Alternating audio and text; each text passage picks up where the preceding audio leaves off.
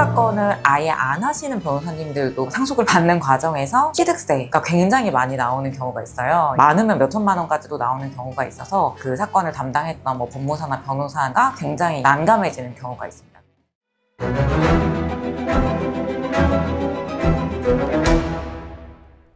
안녕하세요. 알쓸 상속의 신은정 변호사입니다. 유명한 변호사인가? 법무법인 자체가 굉장히 큰 법무법인인지 이런 것들을 위주로 찾아보시는 경우가 많을 것 같아요. 왜냐하면 어떤 변호사가 어떤 일을 하고 있는지에 대해서 구체적으로 알기가 조금 어려운 부분이 있기 때문에 외관을 일단은 우선 1차적으로 보시는 것 같습니다. 상속사건 같은 경우에는 사실 일반 민사나 형사와는 조금 다른 소송의 구조를 가지고 있는 경우도 많아서 본인에게 도움이 되는 변호사를 선택할 수 있는 방법을 꼼꼼하게 비교를 해보셔야 될 것 같아서요. 오늘 말씀을 드리고자 합니다.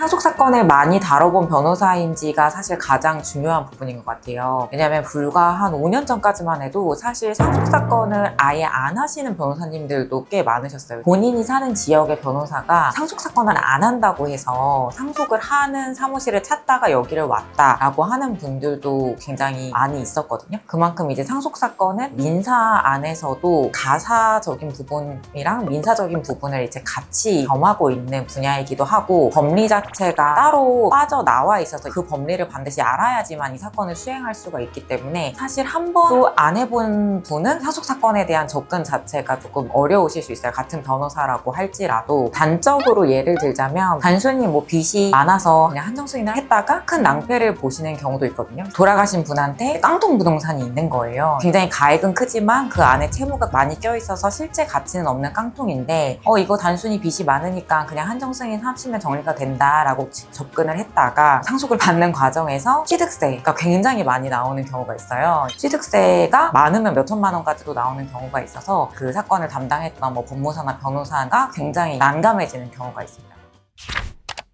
아무래도 가족이 당사자이다 보니까 관계나 우애 이런 것들이 들어가거든요. 사건의 요소에. 굉장히 본인은 억울하지만 그렇다고 가족한테 이제 돈 얘기하는 것 자체가 굉장히 치사스럽고 그렇게 하면 안 될 것 같고 도의적인 부분 때문에 고민을 하시는 부분이 있어서 꼭 반드시 소송으로 가셔야 된다라고 말씀드리기보다는 소송으로 가기 전에 변호사를 선임해서 당사자들과 변호사가 이제 같이 협의를 해보거나 법원에서도 그냥 조정을 진행을 해봐서 조금 더 원만하게 가족 사이에 틀어지지 않는 범위 내에 해서 이제 사건을 좀 마무리할 수 있게 말씀을 드리기도 합니다.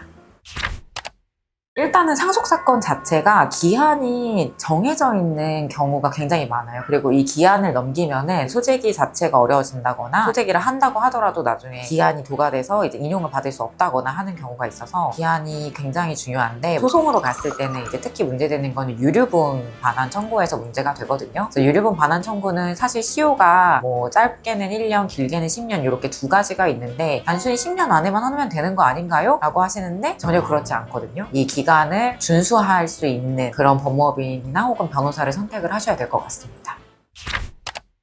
상담을 하다 보면 1시간 중에 40분 정도를 본인의 어떤 가족 히스토리를 말씀하시는 경우가 많은데 그것만 듣고 억울하시겠네요, 소송하시죠 라고 해서는 사실 결과를 장담할 수가 없기 때문에 그렇게 말씀하시는 히스토리 안에서도 법원에 제출해야 되는 중요하게 강조해야 될 부분들이 분명히 있거든요. 이런 부분들을 변호사가 캐치를 하고 좀 더 보강을 해가지고 법원에 제출해야지만 좋은 결과를 낼 수가 있어서요. 물론 이제 그분의 감정에 공감하는 것도 중요하지만 그 사이사이에 저희가 법리적으로 중요한 부분을 딱 짚어서 말씀드리는 그런 변호사를 좀 선택을 하셔야 될 것 같아요. 사실 변호사가 아닌 사무장이나 아니면 실장과 상담만 하고 결정하시는 거는 저는 추천을 드리지는 않습니다. 왜냐하면 아무리 오랜 기간 법무법인에서 일했다고 하더라도 변호사는 분명히 다른 부분이 있고요. 또 변호사 중에서도 내가 이 상담만 하고 그 이후에는 연락이 안 되는 변호사님들이 간혹 있을 수가 있어요. 워낙 큰 법무법인이나 상담만 하시는 변호사님들은 사실 상담 이후에는 아예 그 사건 자체가 다른 담당 변호사한테 넘어가서 연락을 할 수가 없는데 저희 법무법인처럼 일단 상담을 하는 변호사가 정해져 있지만 그 변호사가 뒤에 그 사건 관리까지도 관여를 하는지를 확인을 해보시면 아무래도 상담했을 때 말씀하셨던 내용과 이제 사건 진행이나 이런 것들이 일관성 있게 진행될 수 있는 부분이 있기 때문에 면밀하게 보셔가지고 결정을 하셔야 될 것 같습니다.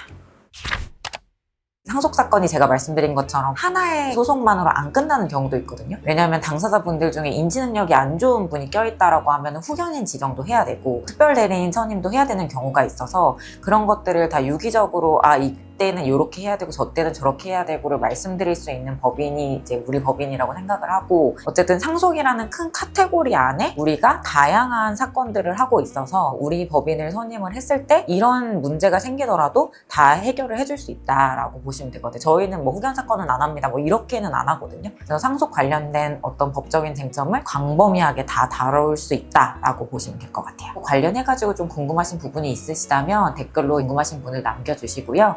또 구독과 좋아요도 눌러주시면 좋겠습니다.